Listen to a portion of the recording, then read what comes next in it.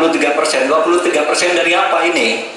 Kalau Anda bicara bahwa beda antara penerimaan pajak dan rasio atau tax rasio pajak, kalau persen kaitannya dengan PDB, apa 23% dari APBN atau apa? Kalau 23% dari APBN itu salah, karena sekarang aja sudah 82%.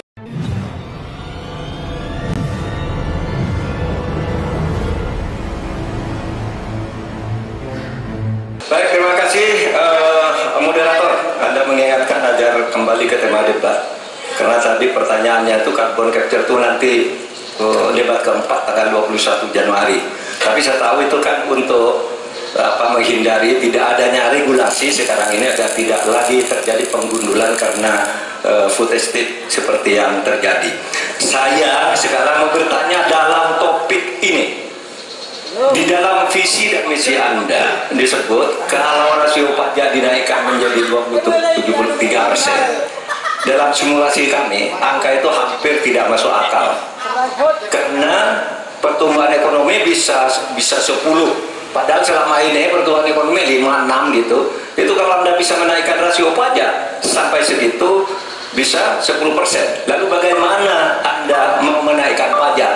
Orang mau insentif pajak aja orang tidak ngambil. Terima kasih. Assalamualaikum warahmatullahi wabarakatuh.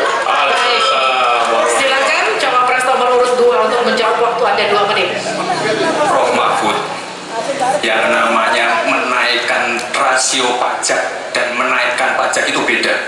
Satu, gimana caranya menaikkan penerimaan pajak atau menaikkan rasio pajak? Saya tadi sudah bilang di segmen sebelumnya, kita akan membentuk badan penerimaan pajak dikomandoi langsung oleh Presiden, sehingga akan mempermudah koordinasi dengan kementerian-kementerian terkait.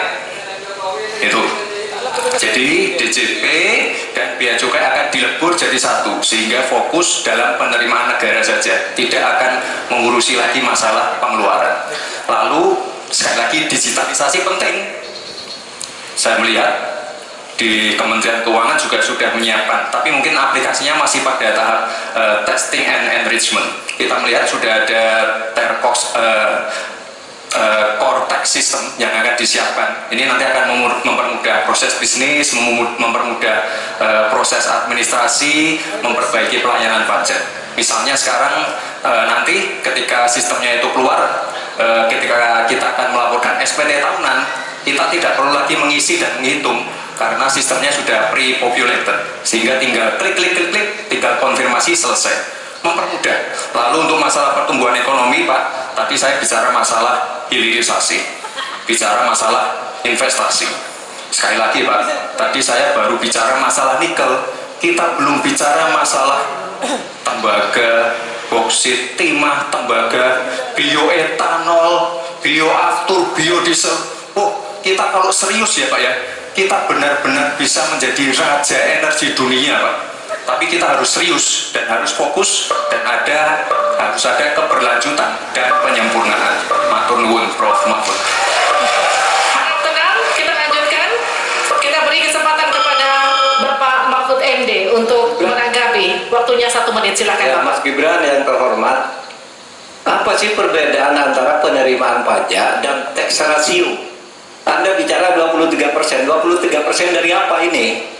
Kalau Anda bicara bahwa beda antara penerimaan pajak dan rasio atau tax rasio pajak, kalau persen kaitannya dengan PDB, apa 23% dari APBN atau apa? Kalau 23% dari APBN itu salah, karena sekarang aja sudah 82%. Dengan tax rasio sekarang hanya 10,5, sumbangan terhadap APBN itu 20%.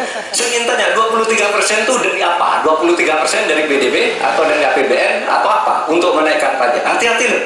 Rakyat itu sensitif kalau pajak dinaikkan, karena kita sudah berkali-kali nawarkan teks amnesti juga tidak jelas hasilnya. Kemudian teks pajak itu insentif pajak sudah ditawarkan oleh pemerintah, tidak ada Pak yang mau, karena diperas-peras juga jadi alat nego di kantor pajak. Nah, oleh sebab itu ini harus jelas 23% dari apa, selesai. Silakan. Masih lanjut. Silakan. Pak, yang saya klarifikasi tadi adalah tax ratio dan menaikkan pajak, Pak. Itu beda.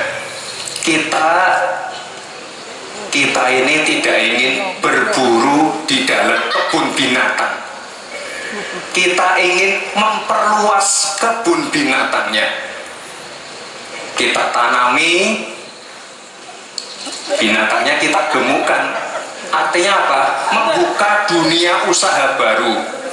Sekarang NPWP, yang punya NPWP ini baru 30%. Artinya apa? Kita harus melakukan intensifikasi dan ekstensifikasi. Saya tahu pasti pada negatif tinggi. Kita tidak akan memberatkan UMKM yang di bawah omsetnya 500 juta, pajaknya 0. Pengen modal 200 juta pur tanpa agunan.